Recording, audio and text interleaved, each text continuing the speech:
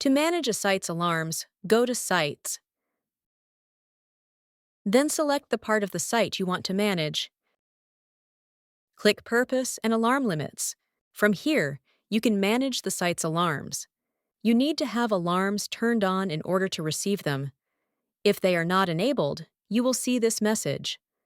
Click Settings. Select in real time, and then click Save.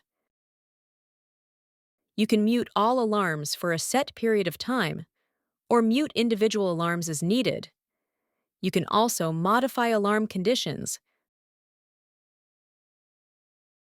such as limits, delays, severity, and type.